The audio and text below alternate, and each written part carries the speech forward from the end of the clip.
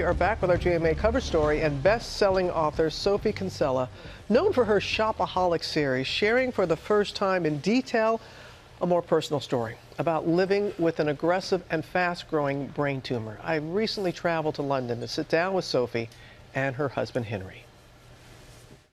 With over 45 million books sold worldwide, best-selling author Sophie Kinsella has delighted readers for over 2 decades. Known for her laugh-out-loud Shopaholic series, her first 2 novels were adapted into the 2009 film Confessions of a Shopaholic. Somebody has stolen my credit card and gone on an insane spending spree around New York. Confessions of a Shopaholic. How did you come up with that idea?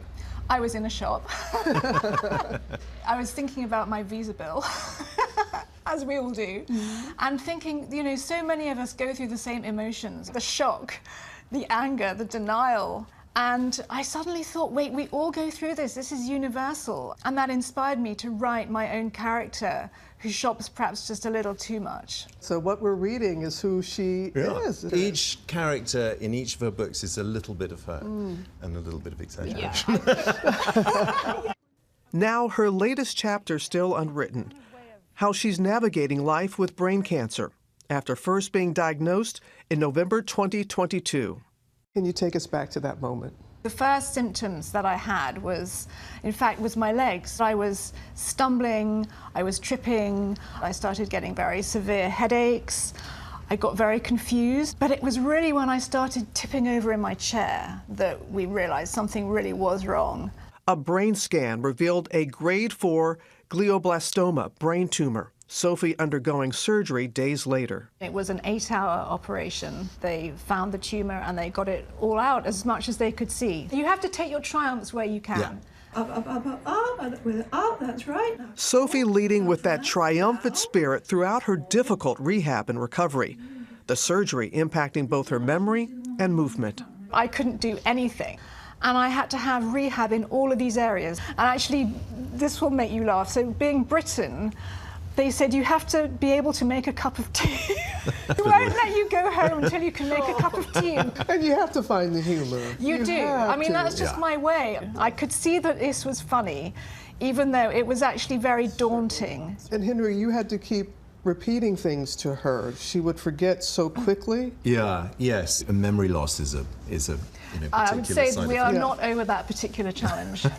I just have these gaps in my memory, and it's never really got back to normal. Glioblastoma is an extremely aggressive brain tumor.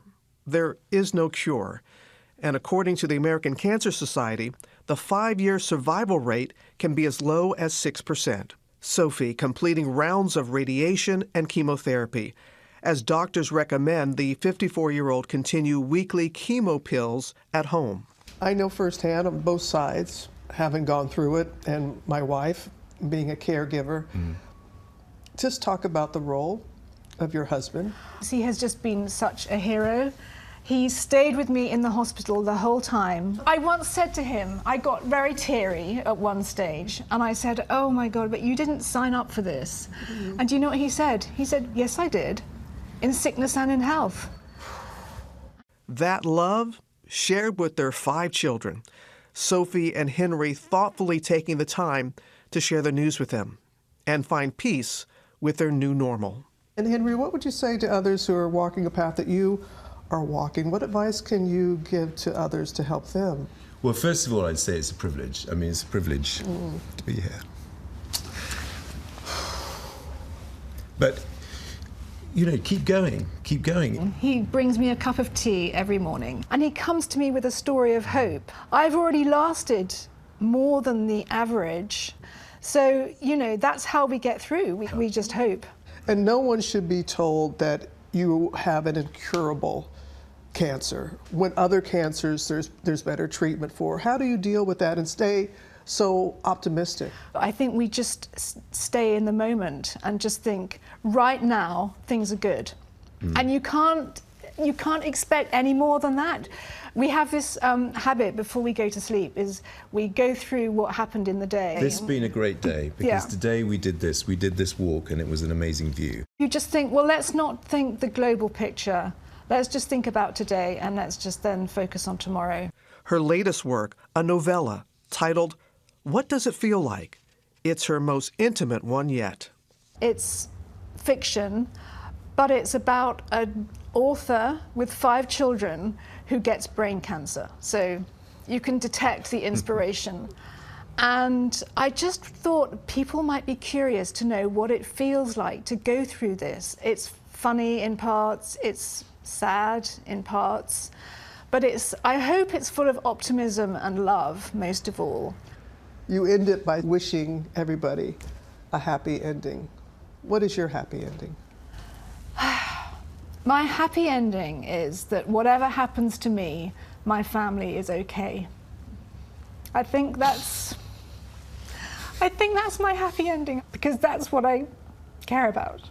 Oh my goodness. And her new book, which is coming out October 8th, What Does It Feel Like? I've read extended excerpts. You laugh, you cry. It's just so incredibly powerful. They're such a lovely, lovely couple. And they were excited when I was there because their oldest was about to get married in a few days after that interview.